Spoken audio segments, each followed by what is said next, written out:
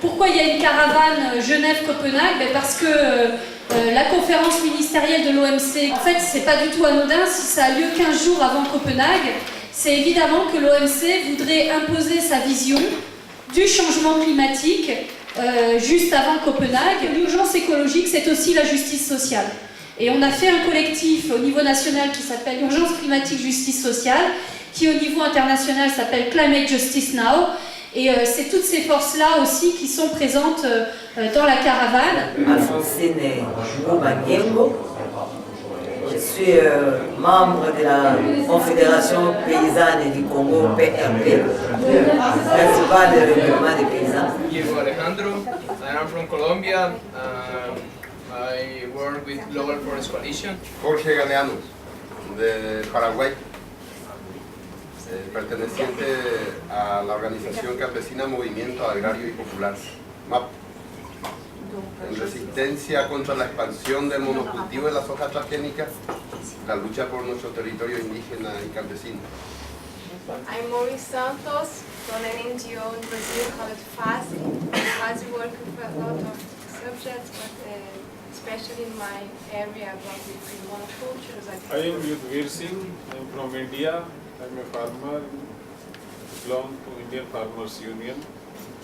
I am also member ICC from South Asia and Lavia. Dharmendra, I am also from India and I present FDI Watch campaign network. Moi je suis Olivier de Marcioli, je viens aussi de Genève, de la coordination climat et justice sociale et je participe à l'organisation de cette caravane. Je suis paysan dans la région, donc j'élève des moutons et producteur de céréales en agriculture biologique aussi. There are islands like Tuvalu and Kiribati where people have to move now. A 1 metre rise in the sea level means that people have to leave their land, not sometimes because it's sunk, but because the seawater makes it untenable to grow food. It's a genocide, climate change is a genocide for Pacific Island people. Magandang gabi po sa inyo lahat at natutuwa po kami sa inyong mainit na pagtanggap sa aming pagdating. Ang aming pong pagpunta dito ay kaugnay ng aming matinding karanasan sa pagbabago ng klima. Kami yung mga mangingisda, hindi lang po sa Pilipinas, kung hindi sa Southeast Asia. Sa tuwing magkakaroon ng mga malalakas na pagkalaw ng ating klima, halimbawa pagkakaroon ng lakas ng bagyo, pagkakaroon ng malaking alon, malakas na hangin, ang unang tinatamaan po ay ang mga maliit na mangingisda nakatira mismo sa mga baybayin.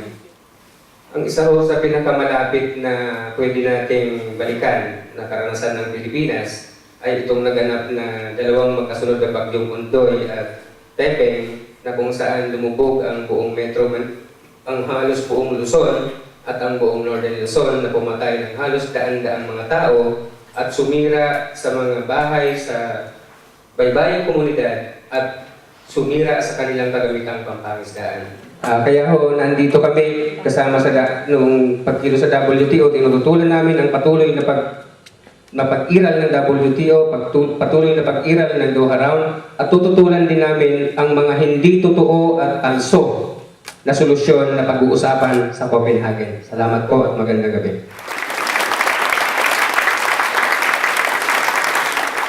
I think we cannot be thinking to keep our present energy needs. We have to massively reduce our energy needs. So if the starting point is to keep our energy needs, that's the wrong starting point.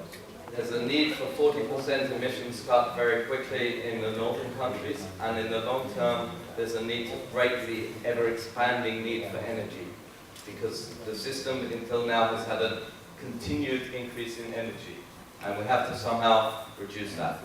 And the energy use happens in our system of how we produce goods, why we produce goods, and where we produce goods.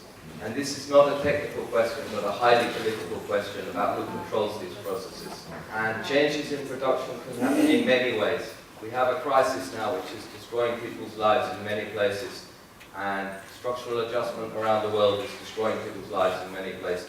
This question of how there can be much greater control and ownership and decision making of what is produced and what is not produced is very, very key. And it's a process of struggle. It's not a process of begging the governments to change their laws. And unless we're ready to be asking those questions and doing those struggles, the discussion on 40% emissions in the north is probably going to be meaningless, or a discussion, or a very brutal destruction of livelihoods through crisis. For the Pacific to survive into the next century, the West has to cut emissions by 40%. Nuclear power is no solution. Your Western capitalist way of life is unsustainable and it is responsible for the death of our Mother Earth. Please put pressure on your governments to leave Pacific people alone. Your government just did a military exercise with the Kingdom of Tonga a couple of days ago. Please tell your government to leave the Pacific. That is the best thing you can do for my people, is to leave us alone so we can be sovereign people and live our own lives our own way. My people's culture is disappearing under the sea. We were not responsible for this. You people in the West now, you must take responsibility. You have to take responsibility and own up to what you have done and what you are doing. You know, by the time you realise that Indigenous people hold the key to the survival of this planet, it will be too late. And I'll be very sorry for that. Il y a un mécanisme qui a été inventé, qui est absolument unique pour les pays du Sud, c'est ce qu'on appelle le mécanisme de flexibilité. C'est-à-dire que dans le cadre de ces marchés, de ces droits, de ces échanges marchands de tonnes carbone, distribués, donc il y a des quotas distribués aux entreprises, et bien les entreprises du Nord vont pouvoir récupérer des quotas d'émissions au Sud grâce à ce mécanisme, en finançant quelques projets au Sud dits de développement propre, sachant que par exemple ça peut être un énorme barrage et où on fout dehors toutes les populations indigènes. On parle aujourd'hui dans Copenhague de mettre les forêts cultivées, ça veut dire qu'une multinationale du Nord pourra aller acheter une forêt vierge au Sud, la transformer en forêt cultivée, donc avec toutes les conséquences sur les populations indigènes, la biodiversité, etc. Ça lui rapportera des quotas carbone au Nord et on pourra financer son droit de polluer au Nord grâce à ce projet désastreux au Sud. Vous voyez ce qui se joue derrière, c'est pas pour rien qu'à Copenhague, il y a aussi toutes les multinationales qui viennent